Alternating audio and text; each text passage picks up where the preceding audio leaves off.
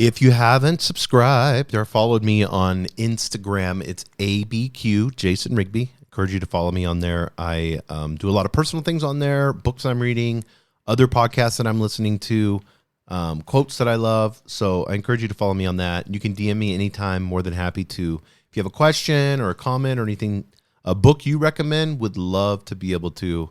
I buy books like every other day. I have so many books on my Kindle. It's a lifetime of book reading, but I enjoy it. I know I need to read more. Here lately, I've been really busy, so I haven't took the time to read more. I listen to a lot of podcasts, watch a lot of YouTube videos of podcasts, and I feel like I need to step up my game a little bit more on my reading. So we'll be working on that. Speaking of that, we're going through the 14 traits of Marine Corps leadership. And today is the third one. It's called dependability, something that is not preached or practiced at all in 2023. Dependability. Are you dependable? Can you rely on your team? As a leader, can you rely on your employees? Are they dependable? Or are you dependable first? Ask that question. Are you modeling dependability? That's the first question I would ask. But let's get into the Marine Corps' definition of dependability. The certainty of proper performance of duty. I love that. So simple, so much clarity. Listen to this again. The certainty, great word, of proper performance of duty. You're certain, you know, that when you give this task to your manager, that he will complete it, that it'll be done right. That right there is what the Marine Corps is based on. Whenever you look at a squad leader and somebody in there, we're going to talk about this in significance, you have to know, lives are depending on it. You have to know that they're going to complete the task and do it right. And that they've trained and they had tons of guidance from you as a leader, and they are ready. They're ready to complete the mission. And this dependability is the certainty of proper performance of duty. To me, this is something that we need to learn to be dependable. If you can be dependable, that sets you so far. Maybe you're not a leader, you're an aspiring leader, and you're listening to this. Be dependable. Be dependable at your work. Show up 10, 15 minutes early every single day. If you're super motivated, show up an hour and start working. Be dependable. Be there. Back in the day, and we always talk how much we hate old school, but back in the day, people were dependable. They had pocket watches and watches for a reason. Now we don't care. We have them on our phone. We have them on our Apple watches. We got them everywhere, and we're still not dependable. How many people are late? All the time. More than 50% of meetings I have, people are late.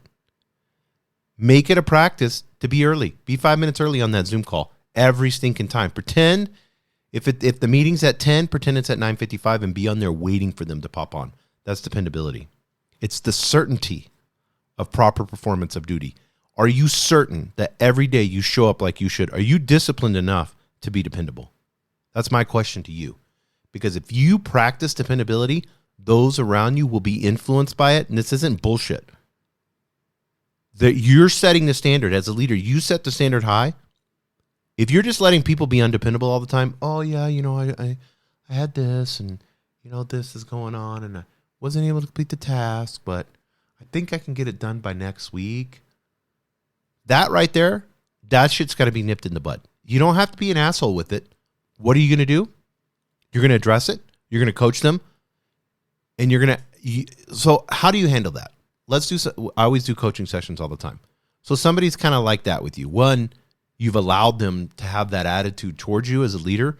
So now they feel like they can get away. Nothing is very important. So if you're number 9th on the importance list in their life and their crazy husband or crazy wife is at the top, and then their aunt that gossips to them all the time is second and calls them 10 times a day, and then third is their kids, third, fourth, fifth is their kids, and then sixth is social media that they love to be on, and then seventh is you, and you've put yourself there. and this is at work, what's going to happen? It's going to take a while before they decide to get to you. When they're at work, you're first. And you have to say this, like in a team meeting. Say, hey, guys, the thing that I expect, and when you hire people, and I did a whole thing on how to hire high achievers, how to filter bad people out when you're hiring. That's a great one. Go listen to it. But I'm telling you right now, whenever you have this conversation at the beginning of hiring, whenever you're in meetings, address it. Address it to the whole group. You don't pick people out. Just say, hey, whenever we're here, guys, we're here to work. That's what we're going to do. That's what we do.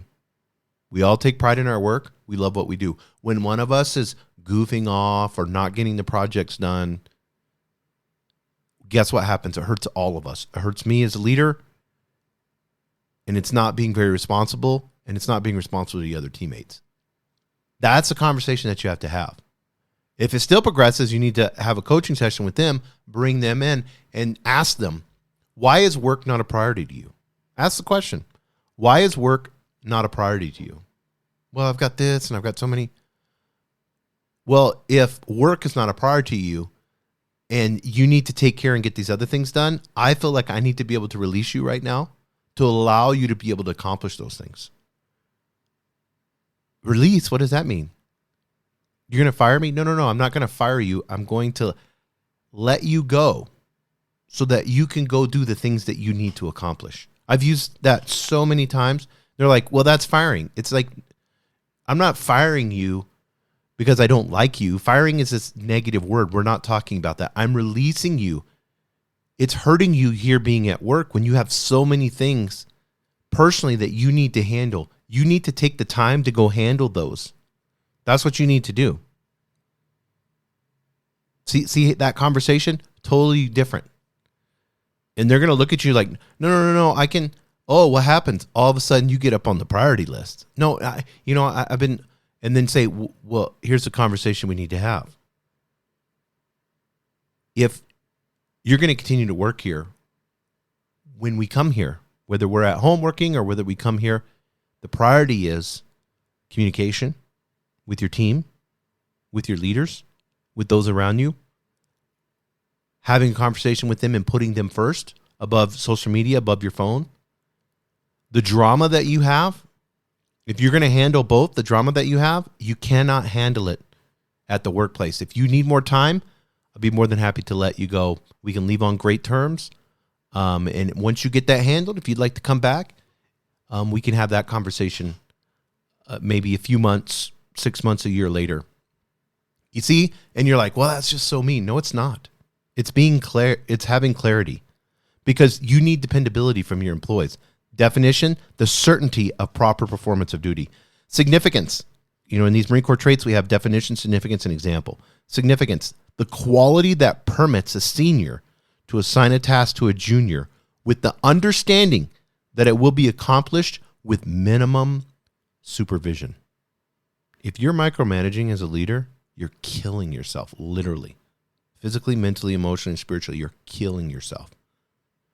It shows that you're not training, that you're not giving any type of coaching. I've seen this over and over and over again. Managers especially, mid-level managers, mid-level leaders, they're so busy doing everything for everybody else and supervising, and they've made themselves, I've seen this with CEOs and big-time leaders, they've made themselves a funnel. Always check and say, where am I? I'm causing work to be done. Where's that at? Oh, I'm asking approval from this, and this. No. This person can handle that. If I'm leading them correctly, then they can handle that. I don't even need to see it. Remember, we had a whole discussion on this one of my podcasts. I'd rather it get done at 80% than not get done at all. I would rather it get done at 80% than me have to do it. You may do it and get it at 90 or 100, but you know what? A lot of times your work is going to be more rushed than theirs. You just have a bias, so you think yours is better. It's narcissistic. Minimum supervision, it says, that the task will be accomplished. I'm going to give this to this team leader. This task I know will get done. It'll get done on time with minimum supervision. Because why? I've over communicated. I over communicated to the manager. I let him know exactly where we need to be at, what the goal, the mission, and the vision is. I didn't tell him what to do specifically. Here's the goal. Here's our mission. Here's the vision of how I want to see the total outcome. Stay macro. Don't go micro in the weeds. Stay macro. Let them come up with the micro. They let them get in the weeds and come up with the details. And their team. All you're doing is just assigning. You're just assigning a task. And you're letting it go. You're letting it go. Let it go. Don't even need to ask. Did you get a deadline? Well, get back to me. You can get back to me. Brief me on this. Let me know. By end of day, or if you need, by tomorrow. And I need a timeline from you so I can put that in the calendar, and so we can set another meeting for that after the project's done. That's how it goes, guys. Example: the squad leader ensures that his or her squad falls out in the proper uniform without having being told by the platoon sergeant. So, platoon sergeant talked to the squad leaders and said, we're going to have a uniform inspection. This is how it's going to be. The squad leader makes sure that every single troop comes out, every single recruit, every single Marine comes out and makes sure that they're squared away. The squad leader's handling all those details. Platoon sergeant just comes out, walks around, inspects, sees which, and you can tell, why do you do these crazy uniform inspections? Because you can tell, instantly you can tell what squad leader's squared away or not by how his troops look. Did he give him enough time? Was he too busy doing something else? Did they kind of rush? Did he make sure, you can tell a lot. It's how's the squad leader acting? Is he acting nervous? How squared away is he? These are things that will shock you, these little tiny things that make a huge difference. In this one here, I guarantee you, if you work on being dependable, if you're young, be dependable. If you're a leader, practice dependability, be disciplined enough to execute dependability, and expect that in those that you serve. And if they're not being dependable, be brave enough to have the conversation that you need to have. Thank you for joining us on the Albuquerque Business Podcast. And thanks to our sponsor, RigbyDigital.com. Make sure to subscribe and share. And go to abqpodcast.com. Get show notes, resources, and links to everything we talked about today to help you navigate your journey as an entrepreneur and business owner.